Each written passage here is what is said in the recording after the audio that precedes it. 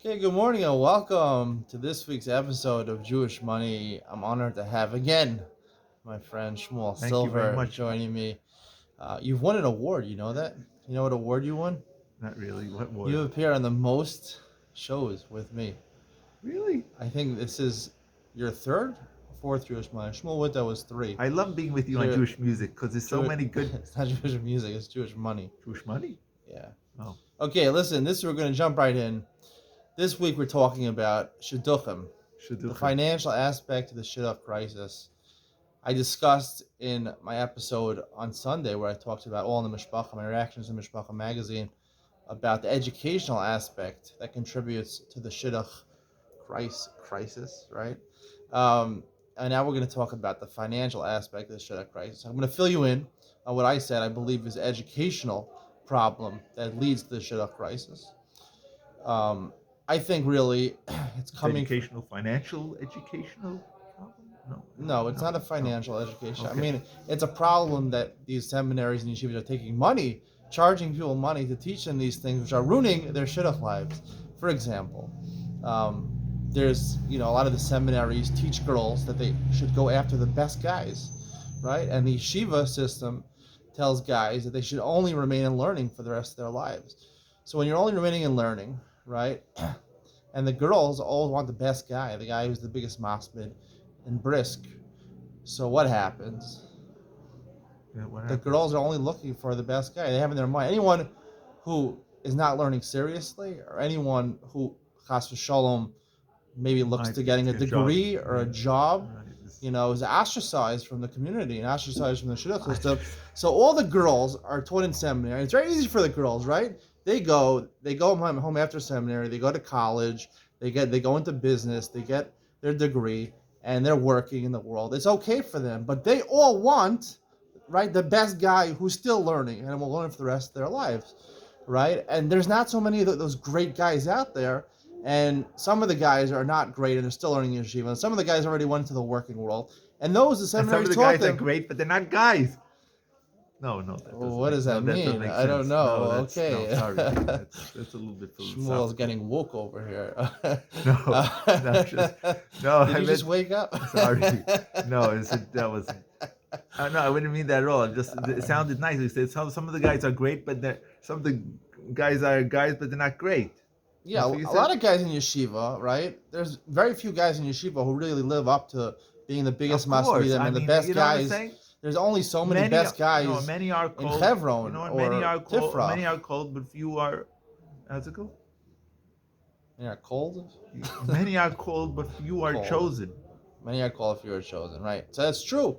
There's not that many guys out there, and the girls can never find shidduchim, and the shadchan are never calling the girls because the only three guys that are really fit into the category of being a big maspid and being someone who's outgoing also, right? He's got to be outgoing. He has to have a nice personality also and good midos. So you're not really going to find that. So you're not really going to find That's that. depressing. No, I'll tell you honestly, Shmuel, when I was doing shidduchim, I was in shidduchim for 10 years, 10 years? 10 years I was in shidduchim before. Can you believe a guy like me was in shidduchim for 10 years? Really? It's hard to believe, That's right? amazing. You were a real catch. I know, and there were always girls that were interested in going out with me. It wasn't a problem. I always had many resumes coming to my phone or my door, but my email. But I had a lot of options. However, when I went out with these girls, I used to be very introverted. You know that? Can you imagine a time when that I was introverted? It's very hard. But I was, and the girls, after going out with me 3 or 4 times, they rejected me a lot of times, because I'll tell you, I was a big masmid. I didn't know anything about the world. I don't think to talk to them about. I was always thinking about the Gemara on the way driving there. I think about the Gemara on the way back. I wasn't even engaged. Well, telling you this on camera. I was engaged to a girl, and we ended up breaking off the shidduch. The girl claimed I had no friends, which is true. I didn't have any friends because I was learning all the time. I had no interest. And I want to talk about this in a second. I want to talk about the second aspect. The girl had mentioned that she was materialistic, even though she was dating one of the best yeshivish guy. She needed things. Right. Yeah, she needed things. I'll talk about that in a second when it comes to the financial aspect. But the point is that all the girls, there's so many girls, and for them it's very easy. They just have to look for the best guy. They can work. They can do whatever they want. They can buy any clothes they want. They can eat any food they want. But you'll get the best guy. And the guys, there's so few of them that are really if there are any that are really masmidim and really outgoing, it's hard for me to imagine. If you're a masmid, you're introverted. That's what you are. Interesting. So usually a lot of people they're masmidim, right, because they're not extroverted, because they just go to the svarim, right? An introvert person would go to books, they go to the svarim. So the problem is they're all looking. There's a very few small sample size. If they do act very outgoing on the date, then the girl says, "Wow," and then after the wedding, he sits and learns the whole day. You know what I'm saying? And then they're not happy. Well, I'm going to talk about it in a second. No one's going to be happy with the guy that they wanted, because there's a lot of bunch of girls there, right? They all fit into the same category. They all taught the same thing in seminary. Go after the best learning guy. But there's different types of girls. Some girls come from rabbinic families where maybe they can put up with a life like it. Some people come from ostentatious houses, where they're growing up in a lavish, luxurious lifestyle, and they want the best learning boy. They're going to stay and learn kola for the rest of their lives. They're going to have struggle putting bread on the table for the rest of their life. They can't live like that. But all these pool of girls go to seminary. They all go to seminary. They all teach them the same thing. So they all want the few guys, if there are any guys that are out there, and the rest of the guys that are not good at learning or already started working because they know that yeshiva is not the thing for them, they're off limits. So that's a problem. There's much more girls than boys. Not because 50% of people are girls, 50% are boys, right? That's not the problem. The problem is the pool of girls all want the same boy, and there are very few of those boys, if any. So that's the problem in education, because both coming from the seminary, they teach all girls, no matter what background you come from, you should be going after the best guy. And the problem that the yeshivas, they try to keep all the guys in yeshiva learning as long as they can, when a lot of those guys should be going, to the working world. And the rabbanim who of the yeshivas should be advocating for this guy. Listen, he's not cut out to be learning, but he'll be a good husband, he'll be a good father, he'll bring in a nice parnasa. So that's the problem, the educational problem. Today, I want to talk about the financial problem, which contributes to this, and it's really interwoven with the educational problem.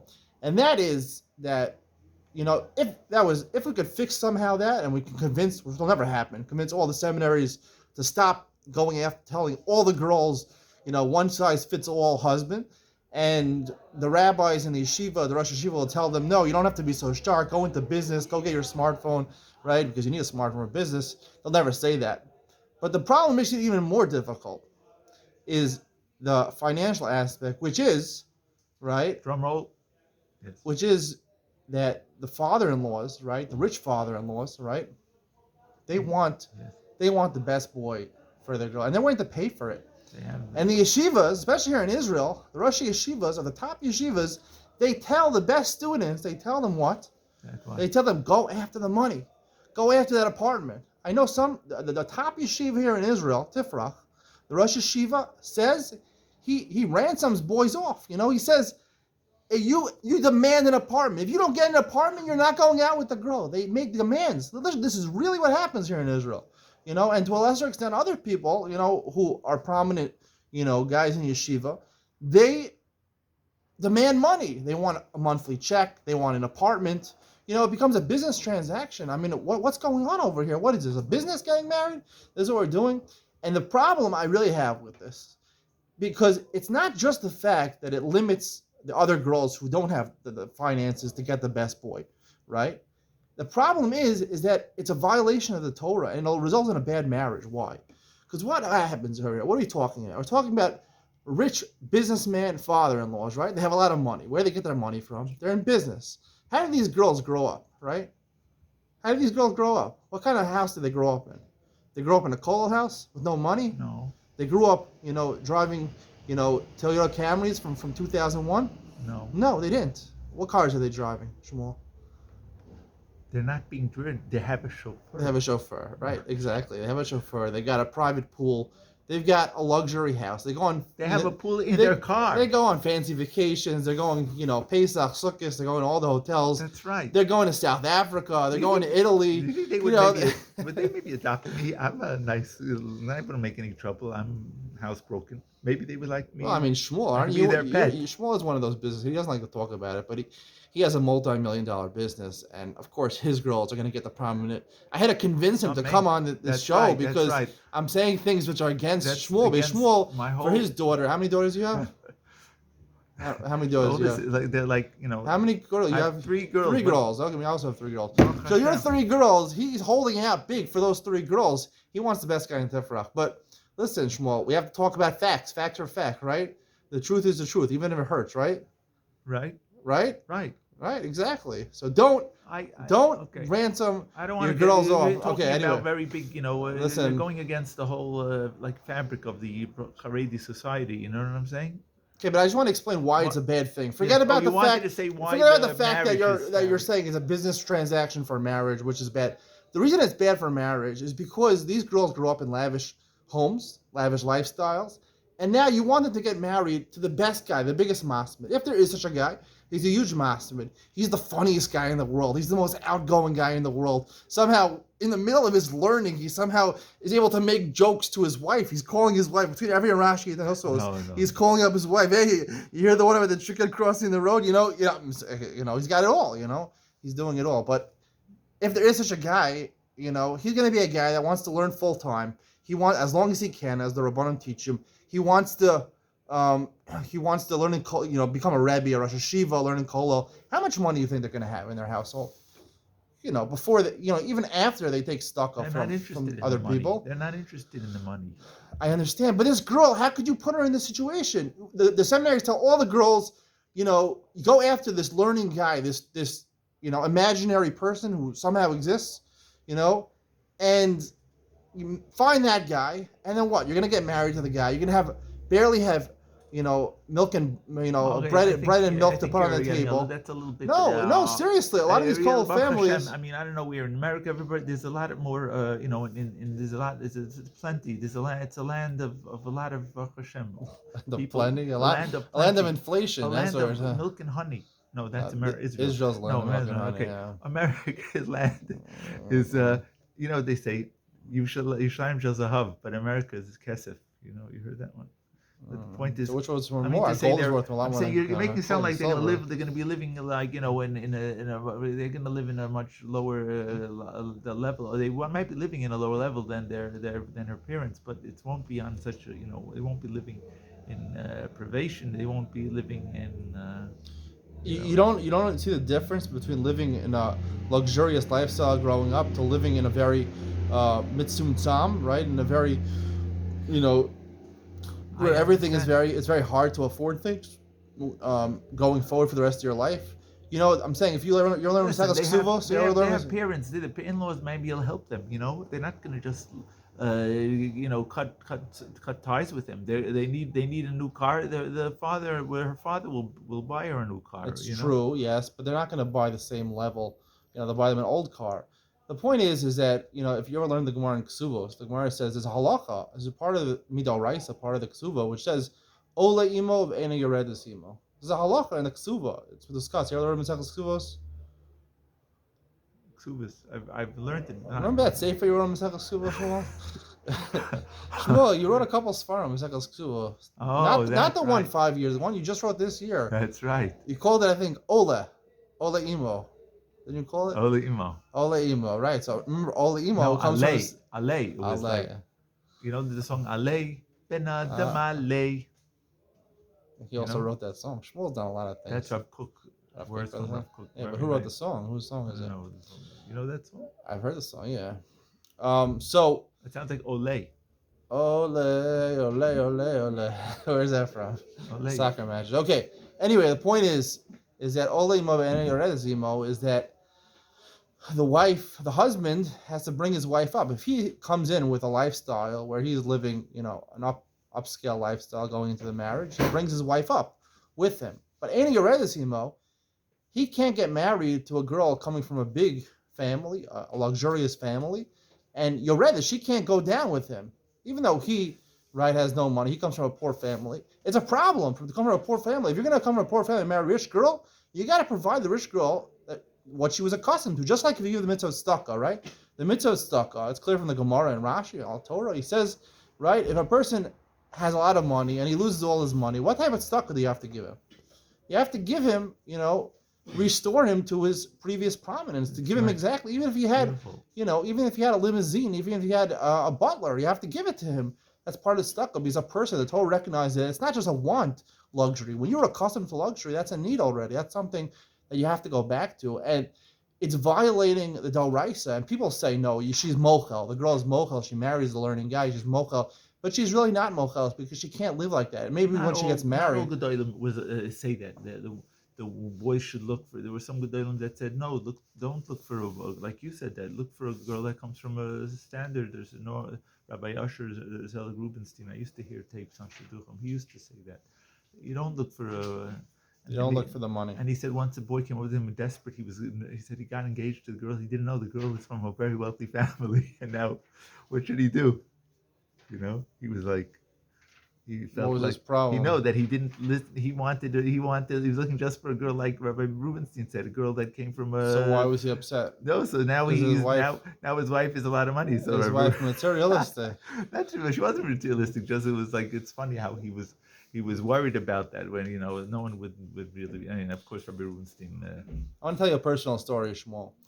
I told you as I was, I was dating for You were 10 dating years. I 10 was years. engaged at one You point, were engaged, and he broke it off. and it Oh, broke off the serious. engagement. The girl said I had no friends. difficult. She kept on telling me that she needed things. I didn't understand what it means she needed things. I mean, I was the most low maintenance person ever. I mean, I never barely ever got new clothes or whatever, but now after I got married at the age of 35 to a different woman. She's also Haredi, from a Haredi family, and her father's a rabbi. And her father was a rabbi. He passed away a couple of years ago, but he was a rabbi in the Beit Zion. And she grew up with a very, minimal lifestyle. The girl I was engaged to, her father was a dentist, right? So she grew up in a nice, well-to-do household, right? And this girl I married to now, my wife, she grew up, in a poor house. They were poor, and she doesn't expect anything. We got married, you know, and I taking her out to 5-star hotels, taking her out to fancy restaurants. She didn't like that stuff at the beginning. She didn't understand what it was. She was happy going to Uri's Pizza. Like Uri's Pizza would have been like enough for like 2 years to go out one time to Uri's Pizza. Like seriously, That's if you know funny. Uri's Pizza is a famous Israeli pizza store here, but that would make her happy. But now she likes these things. She enjoys them, because who doesn't enjoy these luxurious things? But really, that if you're going to be a serious guy, which I was, a serious guy, you want to marry the girl, the daughter of a rabbi, because she grew, or the daughter of a person learning in Kollel, because they grew up in a poorer lifestyle. You want to match. The Torah feels it's important to match the living style of the husband and wife. The wife shouldn't have to go down in standard when she's marrying the husband. And a lot of girls have this problem. They get married to these guys. They think they all want this lifestyle. Even the girls that don't have the rich father-in-laws, and they get married to a regular yeshivish guy, and the person, the rabbanim tell him he's got to learn in kollel as long as he's financially possible, whatever it means financially possible. It mean going into debt and poverty. I don't know if that's financially possible anymore. But they realize that they grew up. A lot of these girls grow up in a household. They can send them to seminary, which costs a lot of money. $30,000 a year. They have some money. They're growing up with some money. They can't live like that. It's a problem for the girls. They can't live on a standard that's much lower than them. And most girls need things. Most girls do need things. Very few girls. The only girls that really grow up in a poverty or a kollel household, those are the girls that don't need those things. They're not accustomed to those things. But girls who are accustomed to them, they need them. It's just the way of the world. You become habituated to something, you need that. So that's the added dimension that I want to talk about today, about that the financial aspect where the father-in-laws are actively going to the Rosh Yeshiva. We're gonna finance. We're gonna give an apartment. We're gonna help pay. Give a monthly salary to this couple, and they get the best bucker. But this is not the best thing, and Well, they say in so what do you have to Israel say it about doesn't this, really work. Shmuel? Okay, first of all, in Israel it's a whole different dynamics because people usually, generally speaking, people are grow up in most households are usually very very in a budget have a budget and a monthly budget, and usually they are living on a very simple type of lifestyle. They don't go out, right? I mean, regular families But don't what go you're out, talking about, where? and usually they're big families. They don't have money But here. where are these girls from? You talking about Israeli girls or Israeli American girls. girls? Israeli. I'm saying So these Israeli Israeli girls, girls. they grew up. A lot of They people in the they Haredi need a sector. house. That's basically the only big problem. When a person gets married, is they need an apartment because the price is so prohibitive, and renting would be would be almost impossible for them to pay rent every month. So they need to start off the young couple with the house, and that's the way it works here in Israel, for good or for bad. I mean, it's not so. I don't know what this Rosh Hashiva you said that tells the Bachram they should demand the house. That's just. I mean, it's not that afterwards they're going to be having money every month. They're not demanding a big dower. They just want a house. right? It's a lot. You know how much a house costs here in Israel? An apartment, standard apartment, 3 bedroom apartment, I which is not know, very big. I know. 100 square meters. How big is that? How much does it cost? Depends. If you want to live in Shalim, forget about Right, it. right, right. Telstone, even Telstone, where I live It's a now, lot of money. 1.8 million, close to 2 million shekel. That's close to more than $600,000. That's a standard house in America. You know, a three-story That's right. house. But the problem is here they can't. They're too. They can't. They don't have the. They can't afford to pay rent, so they have to buy, which is That's what they do. That's a that's what's happening. problem. They can't afford to pay the rent. They feel the rent is just throwing your money out the window. So they have to buy, and in order to buy, you need a lot of money. It's true. It's a big price. But Baruch Hashem, I mean, somehow the people manage. I don't know how, but they manage to get They married. don't manage. They That's don't the manage. problem. You don't realize that people don't manage. You don't realize No, I really that don't know. all your peers are in debt right now, and they're living lives of poverty and debt. You don't realize that. I don't really. No, maybe you're Do you right. real? Do you live a life of poverty and debt? What? What? What do you? I don't see What everybody. what People are standard? What do driving. you do, Shmuel? What do I do? What do you do? Like when I'm you the want to go on story. vacation? I'm the guy you're talking about. Where do I'm you go from on that vac- Rosh Hashiva that told me the guy you find a family that'll buy me an Oh, your wife apartment. apart. That's it. Wait, you have an apartment? You got an apartment? I You got got an married? apartment. Really? Yeah. Oh, that's pretty good. No, Your, actually, my mother pays part of the mortgage. It's not. I'm just, obviously, your mother but pays for the mortgage. Who put the down payment? my father-in-law. I mean, the down Oh, payment. wow. Um, you You're know, lucky. You got an apartment. I got an Your apartment. wife's from Israel, or My you're wife's anyone? I thought Israeli. she's Yes. Israel. This was understood that's the way it works. I How don't. did it be that Shmuel, you got a girl that gave you an apartment? And when I got married, I got no apartment. You didn't get an apartment. I no, I didn't get no apartment. I live with my mother-in-law. Okay, Baruch Hashem, you have an apartment. It's not my apartment.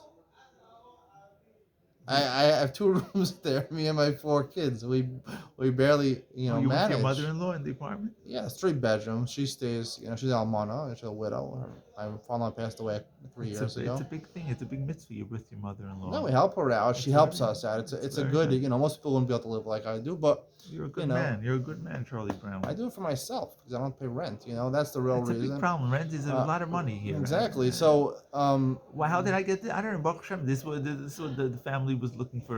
I mean, also, anyway, that's what the story was. But in America, I think it's different. It depends what you're talking about. In America or in Israel, you know what I mean. In Israel, that's this name of the game. You buy and nowadays usually the father of the parents of the both couple chip in to pay for the. It used to be more that the girl's side would have to provide the funds for the apartment. But I think now it's changed because of the price. It's too much, and everybody has big families, so they both chip in. How do they manage? I don't know, but they chip in to buy the couple. Sometimes they buy a couple. The apartment is not in the main centers. It's somewhere far out, and they use that as to pay the rent for their. They get rental every month from that place apartment in Rehobothville, and that helps them pay the rent in well, in I the just want to whatever. mention one point, and I have one final question for you. The point I want to mention is, yes, there are a lot of people that get apartments for them. It helps them with the rent. But do you know the father-in-law has to pay for that apartment? No, Do you I don't know know. the debt that You're he right. goes into? I Do agree you with you. know they have no money? The whole family. They have multiple kids. My wife comes from a family of eight girls in her know. family. So a father can be paying 5, 6, 7 diras apartments Of for his course. kids. He has no money because he's a rebbe or he's in Kollel, and how is he gonna? He's He going into doesn't. humongous There was debt. just a guy today Humongous. walking around. This Yes, person with there's people walking around. collecting money. So this is Mashuch. not He the way said to he go. had This is 12. not He a has problem. 14 children, and he married off 8, and now he just can't. He has 2 more just got engaged, and he's it's overwhelming. He has no. He can't even basic start preparing for the wedding because he has no money because of all the previous weddings and the debts that incurred. So my final thought I want to leave you off with over here. I'm going to ask you Shmuel a question. You heard what I said. I heard what you said. It's What a do you lot. what is do you agree with what I said? Do you agree that the problem that I identified was the right problem? Do you agree? First of all, I'll start with that. Do you think I'm on ball with what I said, Well, I mean, Shidduch problem is just like a whole. It or do you have just. a different I don't have anything. I just know explanation? that there's a lot of. I know there was a movement a few like 10 years ago that the boys should start going out earlier, before they go to Eretz Yisrael, and that was there was supposed to be like an age gap, and that somehow made everything go off kilter. Do you remember that? Yeah, I remember. I mean, they had that in the magazine, but I said it doesn't Sure. make any sense. They say the boy should get married at 21 because the problem is every year there's more kids, and the 19-year-old girls are getting married to the 23-year-old boys, and there's not enough. But the answer is, so you're not going to get married at 19, but when you get to 23, then your age, right?